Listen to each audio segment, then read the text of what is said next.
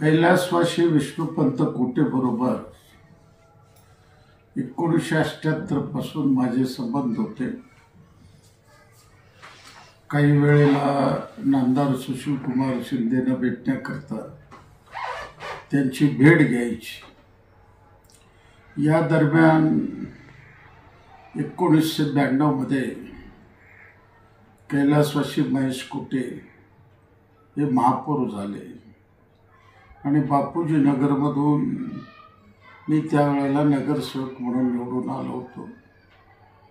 जनतेच्या प्रश्नावर, श्रमिकाच्या प्रश्नावर, झोपडपट्ट्याच्या प्रश्नावर आणि वार्डातल्या मूलभूत सुविधा संबंधी ते महापौर असल्यामुळं अनेकदा त्यांच्याकडे जाण्याचा योग आला।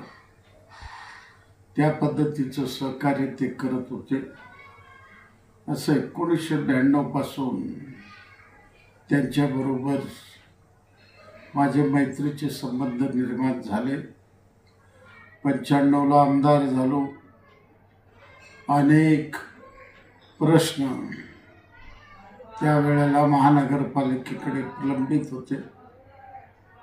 त्यावेळेला त्यांच्या कानावर या गोष्टी घालायच्या। अशा पद्धतीनं त्यांच्याबरोबर गेले 32 वर्षापासून माझा मैत्रीचे संबंध आहेत। आणि असा माणूस प्रयागराजला गेला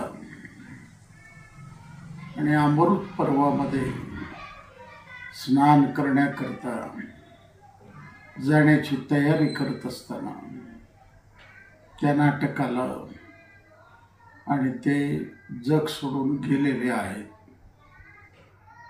अशा राष्ट्रवादी काँग्रेस पक्षाचा नेता, अनेक वर्ष महानगरपालिकेचा किंग म्हणून वावरलेला,